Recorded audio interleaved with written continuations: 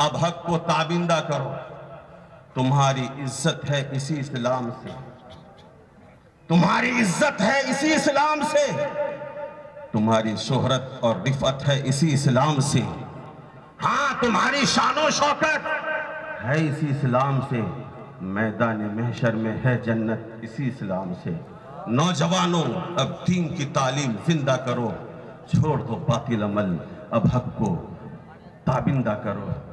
میں نے دیکھا کلیا چک فیضان مصطفیٰ کمیٹی کے نوجوانوں نے بزرگوں کی سرپرستی میں, خواجہ عبدالسبحان کی سرپرستی میں بڑا خوبصورت پنڈال سجایا ہے. بڑا اچھا اسٹیج سجایا ہے.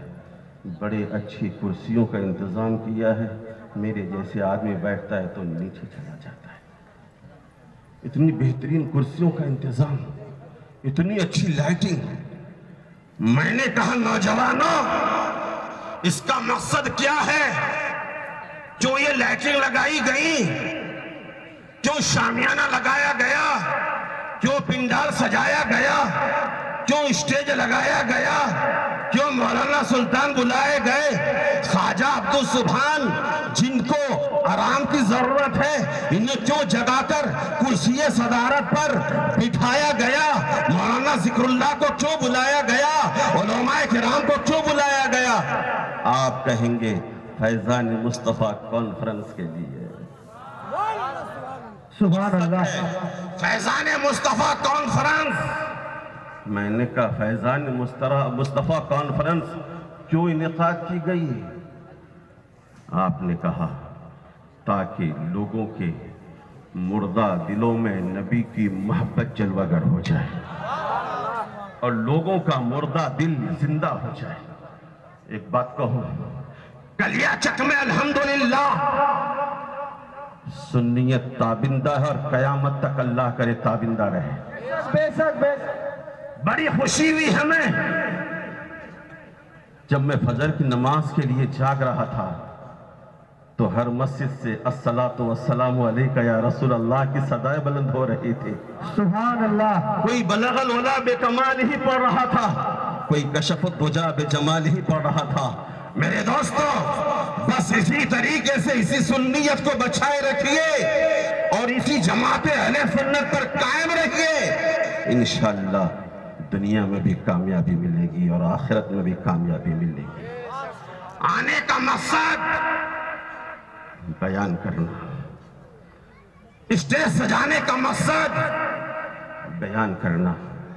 حضرات دنیا کی کسی بھی چیز کو آپ لے لیجیے, ہر چیز کے پیچھے کوئی نہ کوئی مقصد ضرور پنہا ہے, کوئی نہ کوئی مقصد ضرور پوشیدہ ہے.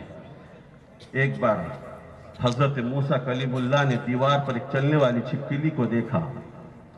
موسیٰ تھے, اللہ کے کلیم تھے.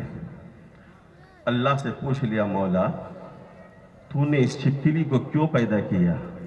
مولا نے کہا کلیم اللہ جو بات تو پوچھ رہا ہے وہی بات تھوڑی دیر پہلے چھپکلی نے مجھ سے پوچھا تھا کہ مولا تو نے موسیٰ کلیم اللہ کو کیوں پیدا کیا؟ تو نے موسیٰ کلیم اللہ کو کیوں پیدا کیا؟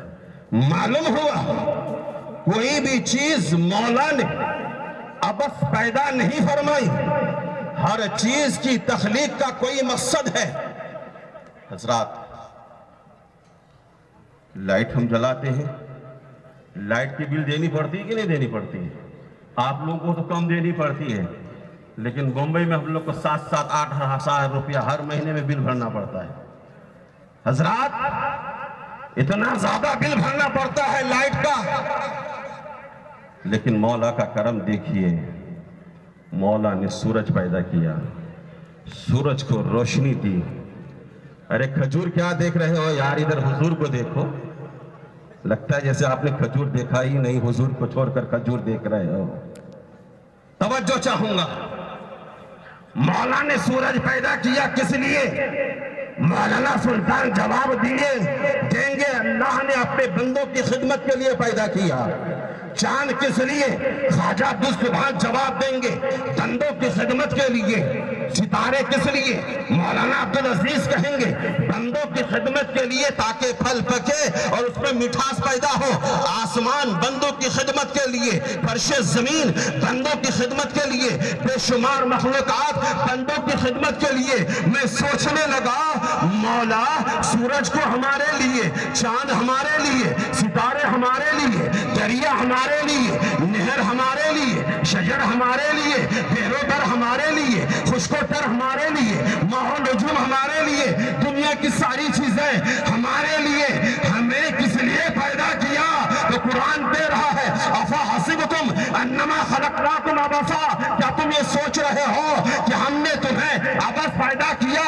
نہیں، دنیا کی ساری چیزوں کو ہم نے تمہارے لیے پیدا کی. وما خلقت الجن والانس الا لیعبدون، ہم نے جناتوں کو اور انسانوں کو اپنی عبادت کے لیے پیدا کیا. سبحان اللہ سبحان اللہ. یا رسول اللہ یا علی. حضرات، جنات آگ سے پیدا کیے گئے اور ایسے آگ سے جس آگ کے اندر دھواں ہی نہیں تھا. اور انسان کو مٹی کی ٹکڑی سے پیدا کیا گیا. دنیا میں بہت ساری مخلوقات ہیں، لیکن ان تمام مخلوقات میں مولا نے انسان کو اشرف بنایا. لقد کرمنا بنی آدم کا تاج انسان کے سروں پر رکھا. مولا تو نے ہمیں اپنی عبادت کے لیے پیدا فرمایا. اور علماء کرام کی موجودگی میں بڑی ذمہ داری کے ساتھ کہنا چاہتا ہوں، عبادات میں سب سے جو اہم ترین عبادت ہے وہ نماز ہے.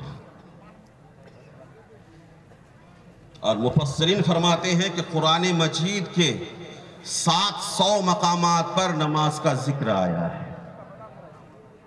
700 مقامات پر نماز کا ذکر آیا ہے.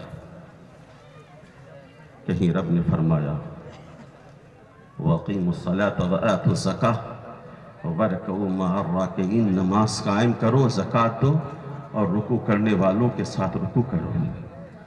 کہیں پر مولا نے فرمایا اقیم الصلاۃ لدلوک الشمس الی غسق اللیل. کہیں مولا نے فرمایا یا ایھا الناس اعبدوا ربکم الذی خلقکم والذین من قبلکم لعلکم تتقون. حضرات، کئی مقامات پر مولا نے نماز کا ذکر فرمایا اور مولا نے ہمیں اپنی عبادت اور نماز کے لیے پیدا فرمایا. نماز پڑھنے سے ہمیں کیا ملے گا؟ نماز پڑھنے سے ہمیں کیا فائدہ ہوگا؟ آج دنیا اپنے دل کے چین کے لیے، دل کے سکون کے لیے، اطمینان قلب کے لیے